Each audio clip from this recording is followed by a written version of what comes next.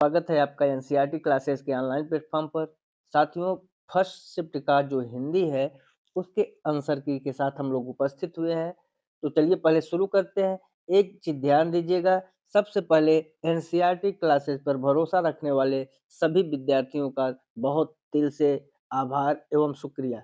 जैसा कि आप लोग देख रहे होंगे, जितना भी पेपर में आया हुआ क्वेश्चन है, आपके वीडियो से मिल रहा है। सत लोग कमेंट कर रहे हैं, अभी सीडीपी का आंसर की जारी हुआ, उसमें कमेंट आ रहा है कि 28, कोई 29, कोई 27, इस ढंग से उत्तर को सही कर रहे हैं। तो यही हमें चाहिए था। आप लोगों ने अगर मन से वीडियो को देखा होगा तो सारे प्रश्न हम आपको दिखाएँगे कि मिला हुआ है एनसीईआरटी क्लासेस से। चलिए शुरू करते हैं हिंदी का सेशन। हिंदी में लिखा है पहला 91 नंबर का क्वेश्चन कर रहा है, एक अध्यापक विद्यार्थियों को 5 चित्र दिखाता है और इन चित्रों के आधार पर कहानी के लिए कहता है, यह गतिविधि किसका उदाहरण है? अब देखिए, शिक्षार्थी शिक्षार्थी को चित्र दिखा रहा है अध्यापक, तो ये किसके लिए कह रहा है? आप जान रहे हैं जो कहानी लेखन गतिविधि है, ये किस पर आधारित होती है? रचनात्मक लेखन पर। तो कौन-सा आपका फर्स्ट ऑप्शन ही सही होगा, रचनात्मक लेखन। क्यों? क्योंकि वह उनकी कल्पना शक्ति को सक्रिय कर दे रहा है कहानी को दिखाकर।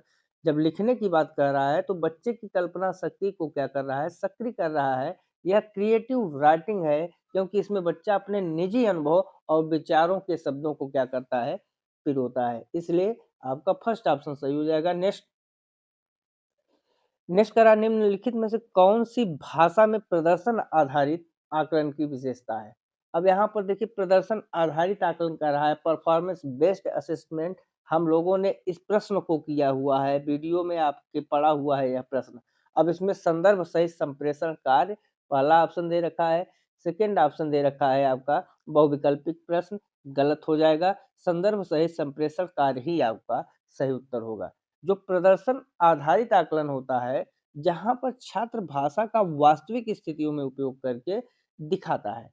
संदर्भ सहित संप्रेषण का अर्थ ही है छात्र केवल व्याकरण को रटे नहीं, बल्कि किसी खास स्थिति में बातचीत कर पा रहा हो। तो कौन-सा आपका फर्स्ट ऑप्शन सही हो जाएगा, संदर्भ सहित संप्रेषणात्मक कार्य आपका सही है। 93 नंबर, पठन के बारे में दिए गए कथनों पर विचार कीजिए। आपका पहला कथन कह रहा है, पठन केवल अक्षर ध्वनि संबंध की समझ और शब्दों को सही प्रकार से उच्चारित करना भर है। हमने आपसे क्या बताया था? हमने कहा था कि जब केवल आ जाए उसको वहीं कट कर दीजिएगा, हम आगे तो पढ़ेंगे ही नहीं। तो हमने जैसे ही ए में केवल देखा, क्वेश्चन को कट कर दिया। अब पठन बी कह रहा है कि पठन अर्थ तक पहुँचने के लिए संकेतों को डिकोड करता है। बिल्कुल आपका बी सही है, लेकिन ए गलत है। कौन-सा ऑप्शन सही हो जाएगा? फोर्थ ऑप्शन सही होगा, बी सही है, ए गलत है। नेक्स्ट नेक्स्ट है आपका, एक अध्यापक को अपने विद्यार्थियों के श्रवण कौशल का आकलन करना है। श्रवण कौशल आकलन हेतु वह किस गतिविधि का चयन कर सकता है? अब फर्स्ट ऑप्शन कह रहा है, अध्यापक शब्द संपदा आधारित कार्य करने के लिए देता है, गलत है। उसमें सेकंड ऑप्शन क्या कह रहा है? सेकंड ऑप्शन कह रहा है कि बच्चों को उनकी मौखिक प्रस्तुति के आधार पर श्रेणी देना, ये भी क्या होगा? गलत हो जाएगा।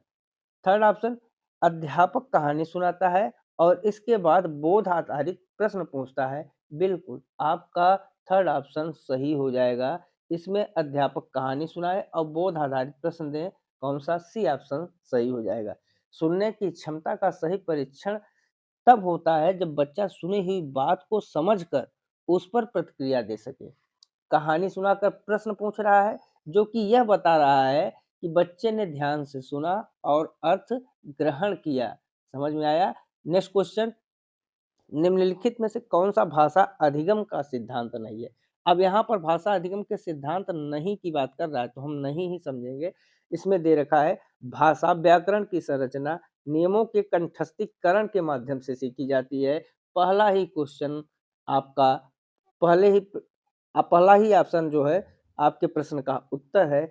आप रट के जो है भाषा को नहीं सीख सकते हैं और सिद्धांत में अधिगम का सिद्धांत नहीं पूछा है, इसलिए फर्स्ट ऑप्शन ही सही हो जाएगा। नेक्स्ट कक्षा 6 का एक अध्यापक श्यामपट्ट के बिल्कुल मध्य में एक शब्द लिखता है और शिक्षार्थियों से उन सभी शब्दों के बारे में सोचने विचारने के लिए कहता है। जो मध्य में लिखे इस शब्द से संबंधित हो। इस गतिविधि का मुख्य उद्देश्य क्या था? देखिए, पठन कौशल समृद्ध करना। सेकंड ऑप्शन कह रहा है लेखन कौशल समृद्ध करना। थर्ड ऑप्शन कह रहा है शिक्षार्थियों की शब्द संपदा में सुधार करना। बिल्कुल आपका थर्ड ऑप्शन सही हो जाएगा, क्योंकि शिक्षक बीच में एक शब्द लिखकर उससे संबंधित शब्द लिखवाता है, तो इससे बच्चों की वोकैब्युलरी क्या होगी? उसका विस्तार होगा और वे शब्दों के बीच जो संबंध है उसको जोड़ पाएँगे। तो कौन-सा? थर्ड ऑप्शन आपका सही होगा। नेक्स्ट क्वेश्चन, निम्नलिखित कथनों को पढ़िए। कथन है, शुरुआती वर्षों में भाषाओं के अधिगम में देरी करना बच्चों के लिए नई भाषाओं के अर्जन में कठिनाई पैदा करता है। जो कि आपका क्या है?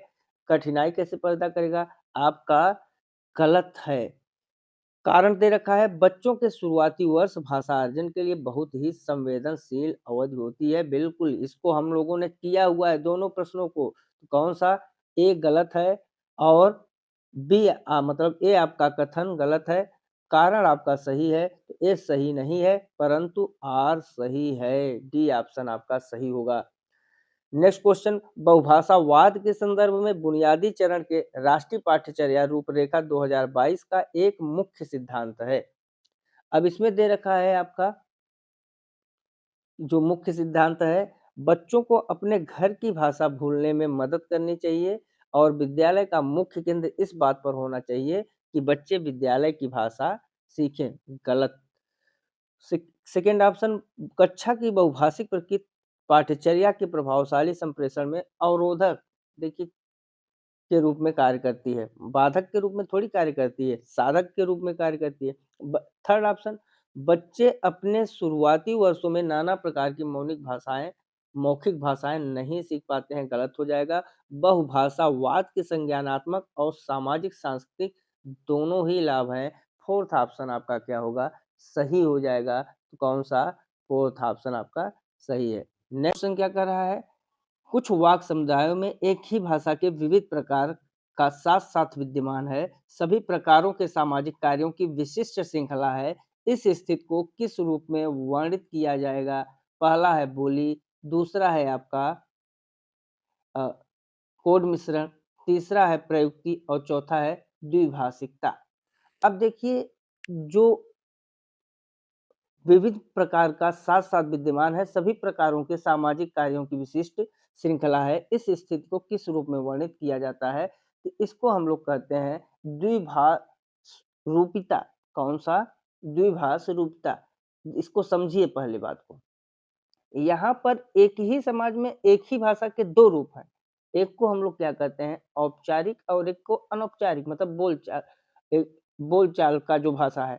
अब ये दोनों साथ-साथ चलते हैं। इसको हम लोग क्या कहते हैं? डिग्लॉसिया। डिग्लॉसिया क्या कहते हैं? डिग्लॉसिया या इसी को द्विभाष रूपता कहते हैं। कौन-सा? फोर्थ ऑप्शन आपका सही होगा। नेक्स्ट क्वेश्चन, बच्चे अपने-अपने जोड़ीदार के साथ कार्य करते हैं। एक पाठ्य सामग्री को 2 खंडों में विभाजित किया जाता है।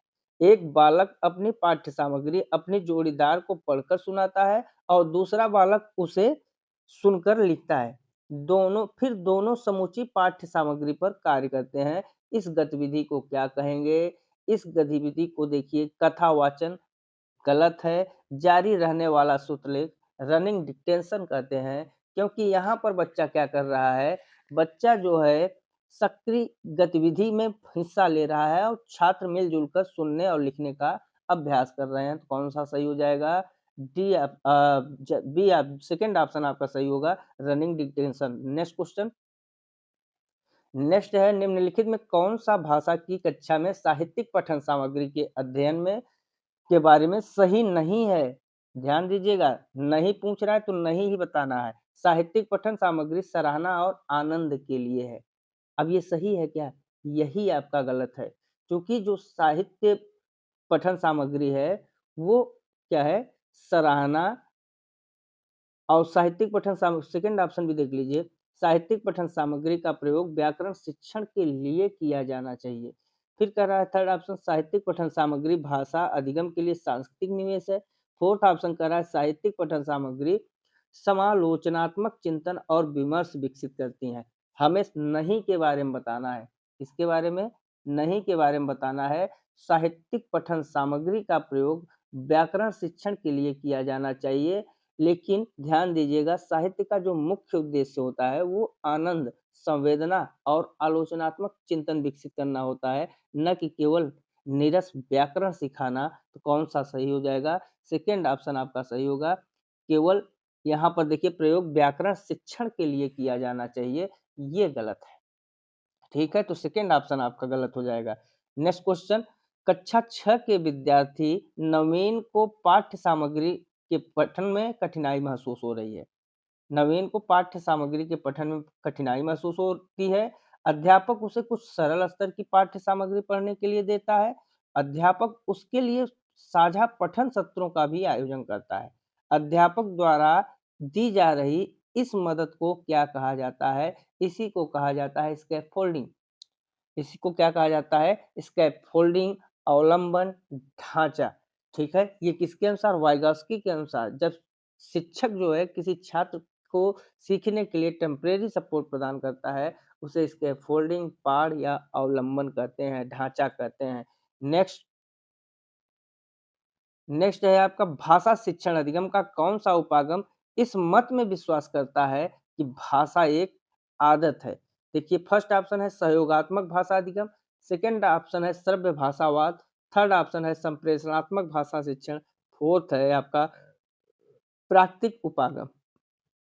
इसमें जो उत्तर आपका होगा ये किससे रिलेटेड है? ये आपका श्रव्य भाषावाद, मतलब यह जो उपागम है आपका सेकंड ऑप्शन सही होगा। यह जो उपागम है, यह उपागम क्या करता है? इस उपागम में भाषा दोहराव और अभ्यास के माध्यम से एक हैबिट बन जाती है। हैबिट फॉर्मेशन की तरह जो है सीखी जाती है, इसलिए इसको हम लोग श्रव्य भाषावाद कहते हैं। कौन सा? Second option is the right answer. Next question, एक बच्चे की अपठित गद्य पढ़ने के लिए दिया गया है। एक बच्चे को अपठित गद्य पढ़ने के लिए दिया गया है। बच्चे को इसे पढ़कर उस गद्य खंड के नीचे लिखे प्रश्नों के उत्तर देने हैं। इस प्रकार के पठन को किस रूप में जाना जाता है? पहला विस्तृत पठन, दूसरा आपका क्या है? स्कैनिंग, बारीकी से पठन। बिल्कुल सेकंड ऑप्शन सही है। जब आप खंड को पढ़ते हैं और उसका उत्तर देते हैं तो उसको कहा जाता है बारीकी से आपने पढ़ा है तभी उत्तर दे पा रहे हैं। तो कौन सा? सेकंड ऑप्शन आपका सही हो जाएगा। नेक्स्ट, अब देखिए यहाँ पर गद्यांश दिया हुआ है, गद्यांश को पढ़कर उत्तर देना है। सबसे पहले आप देखिए क्वेश्चन, इसमें लिखा हुआ है कुदरती संसाधनों के उपयोग की मर्यादा का आशय है। ऑप्शन प्रश्न आपने पढ़ लिया, कुदरती संसाधनों के उपयोग की मर्यादा का आशय है। अब यहाँ पर देखिए कुदरती संसाधन लिखा कहाँ है? तो देख रहे हैं यहाँ लिखा हुआ है, कुदरती संसाधनों के उपयोग की मर्यादा स्वास्थ्य संबंधी हमारे सुदीर्घ अनुभवों से उपजी शुचिता, इसे हम जीते थे। हर घर की एक शुचिता होती थी, मर्यादा होती थी। तो कौन सा? अब ऑप्शन पढ़िए।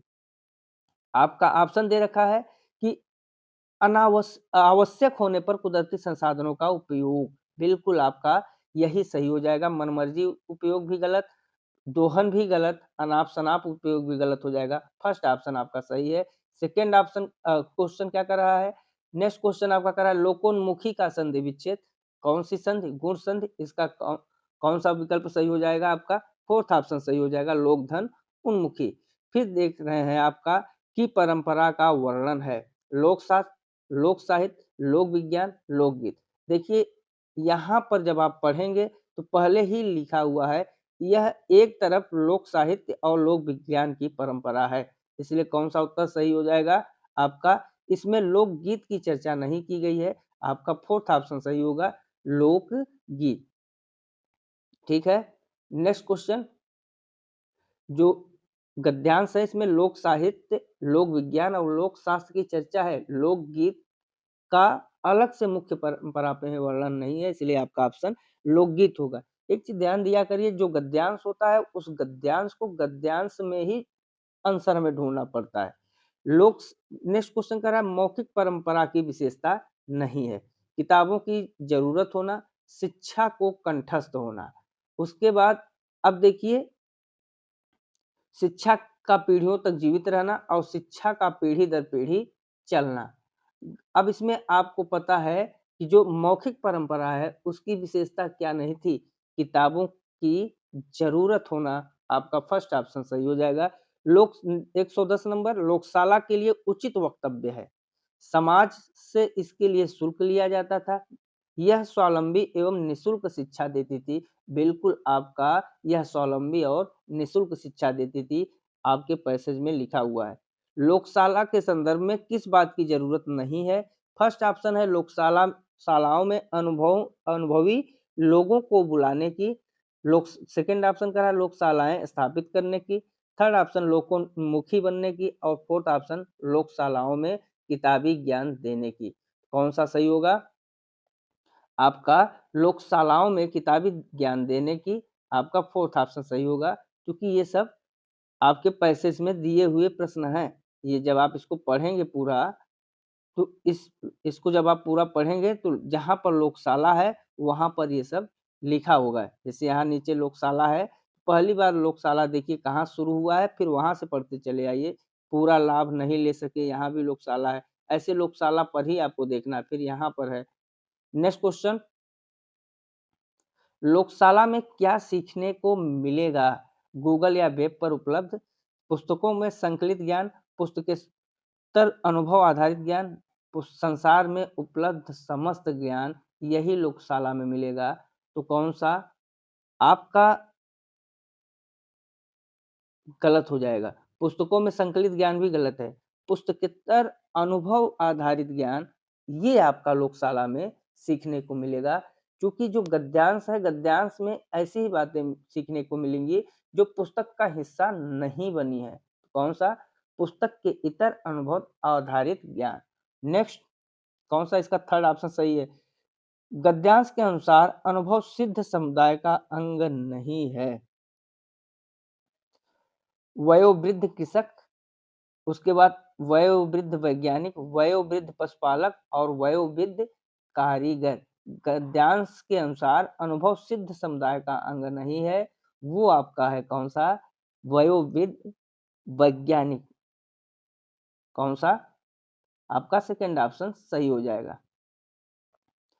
नेक्स्ट, यही नहीं है। यहाँ पर नहीं है ना, तो नहीं है। नेक्स्ट क्वेश्चन, भिन्न शब्द पहचानिए, सुदीर्घ, सायास, सजग, साहित्य।